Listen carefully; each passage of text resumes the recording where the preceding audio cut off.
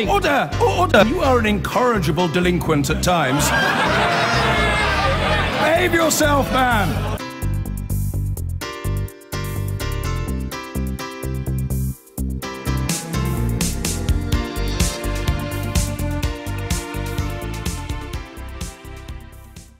Now, Labour has launched another investigation into Ken Livingstone's controversial remarks claiming that Hitler supported Zionism. This after last night's decision not to expel him sparked uproar amongst MPs and party members. The former London mayor insisted that he would take legal action if Labour tried to get rid of him. Jeremy Corbyn's verdict: Ken Livingstone's remarks were offensive and unacceptable. But is the row putting Labour's Jewish support under further pressures? Here's Jane Death. Even Ken Livingstone thought his time in Labour was up. The three lay members on the disciplinary panel found he had brought the party into disrepute, but should be suspended for one more year rather than expelled. But the lack of contrition last night... If I'd said Hitler was a Zionist, I would say sorry. I never said that. I mean, you can't apologise for telling the truth. ...has now led Jeremy Corbyn to announce a new investigation into Mr Livingstone's comments about Hitler and Zionism. The decision to give him one more chance has been condemned by more than 30 Labour MPs. Deputy Leader Tom Watson said it shamed the party. He's caused more offence to the Jewish community in Britain in the way that he's dealt with the allegations made against him. He's not showed any contrition, he's not apologised, and we now find ourselves in another row about anti-Semitism. I mean, the Labour Party is the natural home of Jews, frankly. My Tory friends won't like that, I know, but it is. But sadly, it's gone sour. Laurie Nerver has been a member of the Labour Party for 72 years and remembers the time when Jews were the target of fascists like Oswald Mosley. In 1936, when Jews in London's East End were under siege from Mosley's black shirts, Labour Party members joined the Battle of Cable Street and those who refused to let the fascists pass. But the old bond feels a very long time ago for many Jewish Labour supporters who feel hurt that the party's allowed Ken Livingstone to offend them so badly. There's no doubt about it. The Jewish support for the Labour Party is its rock bottom. Rock bottom. I mean, many of particularly my friends at the synagogue, but even they have now given up and said, well, you know, I know Laurie will be always a member of the Labour Party, know me as I am, but from their concern, it's finished. So you're the exception rather than the rule? Oh, absolutely. In 2005, this veteran Jewish Labour supporter was ejected from the party conference for heckling Jack Straw over the Iraq War. As a boy, Walter Wolfgang was ordered to leave Germany by the Gestapo, yet he went to Ken Livingstone's hearing to defend him. Unfortunately, some people use the accusation of anti-Semitism as a stick to beat people with whom they have a political disagreement. That is not legitimate. And if they think that they are loyal Jews, they really ought to examine their own motive and realize that they hurt people like myself who have lost members of their family. Both men would tell you Labour is a broad church of opinion, but many Jewish members say they can't have faith in the party as long as Ken Livingstone is a member. Jane Death. Well, Diane Abbott is the Shadow Home Secretary. She's with me now. Diane Abbott, I mean, your party is supposed to have a zero-tolerance policy towards anti-Semitism. This doesn't look like zero tolerance, does it? We do have a zero-tolerance policy. And Ken, but you didn't kick him out. Well, you know, however much people dislike Ken, he has to be offered due process. He couldn't just be rung up and told he's been kicked out. There had to be proper charges, a proper process. He had to defend himself. And we know that had he been kicked out as a result of this process, he'd have taken us to court. So what? If he takes you to court, at least, you know, he's been kicked out on a matter of principle. Now you're hiding behind process. We're not hiding behind process. It sounds like it. Well, you're not listening properly. We're not hiding behind process. Ken You just said he hasn't been kicked out because of process. No, I'm saying he wasn't kicked out because he had to be offered due process. Anybody in any organisation is entitled to a proper process. But what I'm saying about Ken is this.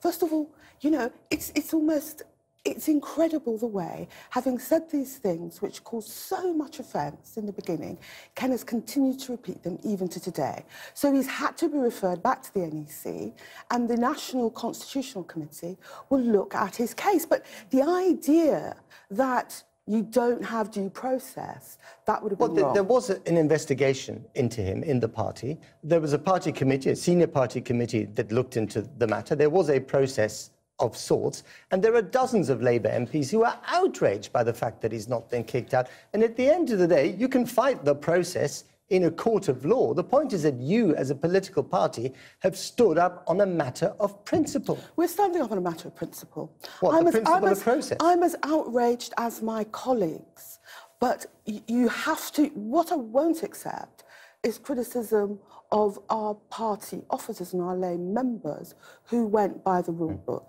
Ken has behaved appallingly. He's upset very many members. The deputy leader of the party, Tom Watson, says this is unacceptable. He should have been thrown out. So does he not matter at all in this? Tom Watson knows perfectly well you couldn't just throw him out like that. You have to go through the correct process. But there's no question Ken has behaved appallingly, and you have to wonder what he thinks he's achieving. He's damaging himself, he's trashing his own reputation, and he's also damaging the party. So you're talking about process. We know about all the factional strife within the Labour Party. I mean, this is not something that's going to win over the public, is it? These are problems that resurface again and again in the Labour Party of today. The thing with Ken has dragged on. But this is not about factional strife. The leader of the party had nothing to do with the way the party as an institution dealt with this. This isn't about factions, this is about Ken. This is about Ken's complete inability to apologise ever for anything. And it's, above all, it's about the way Ken has But is it also about the Labour Party tying itself in knots over these issues? What about some clarity on principle? I'll give you some clarity. Who could believe that Ken would keep repeating the same offensive and tendentious links between Zionism and Hitler? But then, if he keeps repeating these statements, if he's a repeat offender, just throw him out. You wouldn't want to be thrown out of your job without being offered some kind of process. Well, you can fight the case in a court of law, but as a political party, you would then make a clear statement.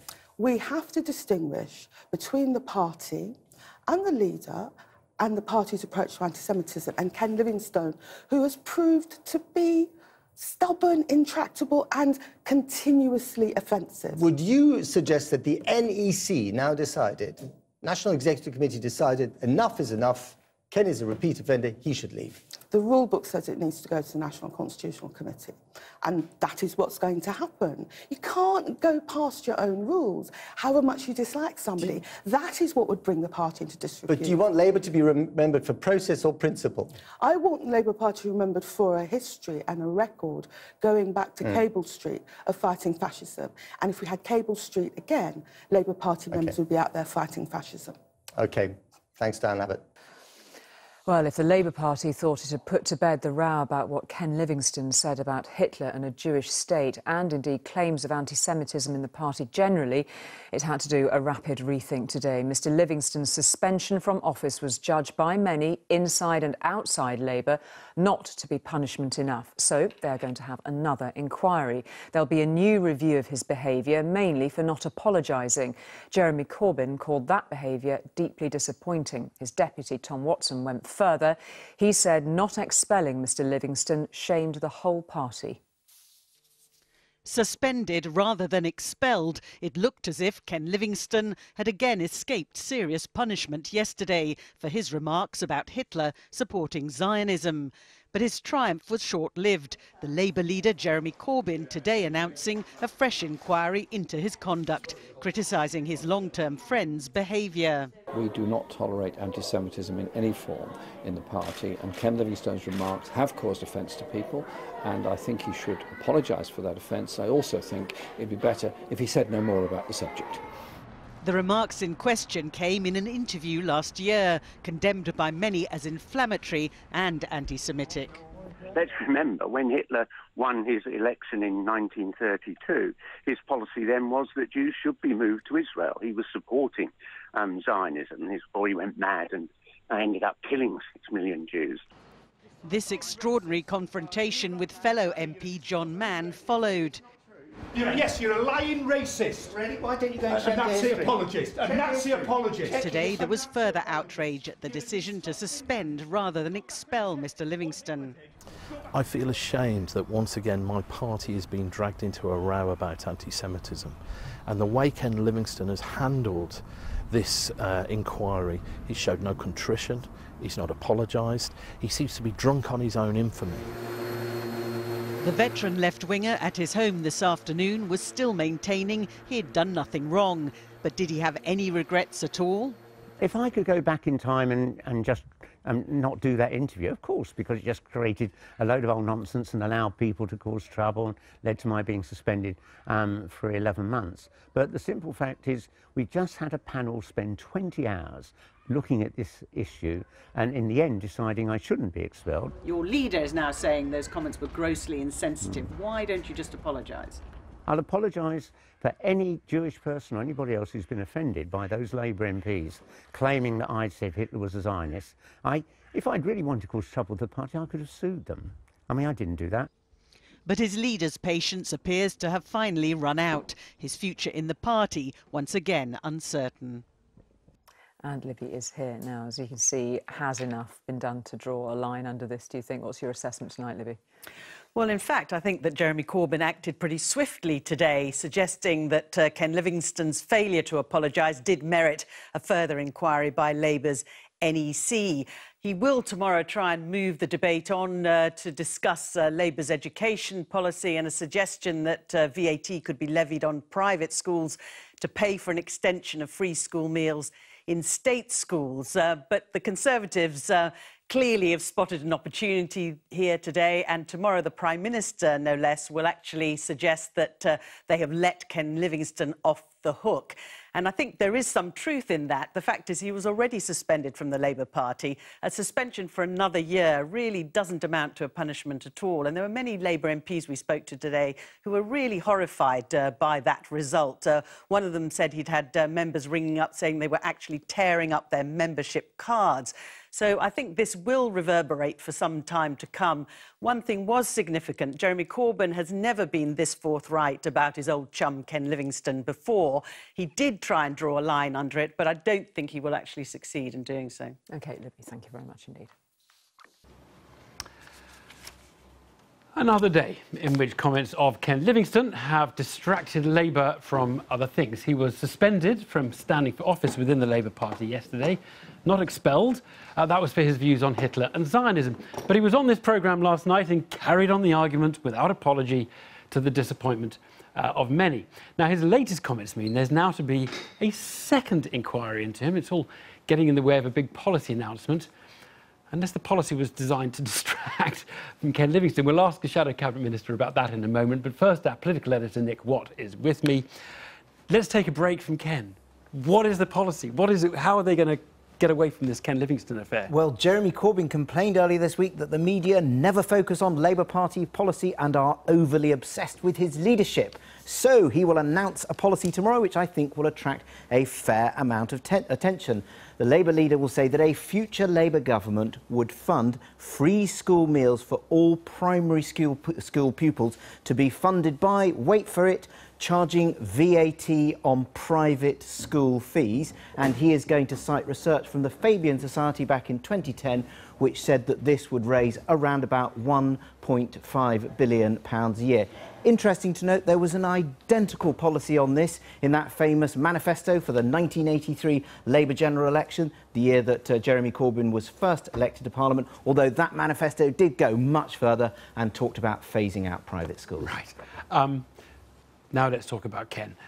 So just bring us up to date on the kind of sequence of events since last night. Well, there was uproar in the party after that decision, as you say, not to expel Ken Livingstone from the party. Around about 100 Labour MPs, including members of the Shadow Cabinet, said that the Labour machinery was not acting in their name.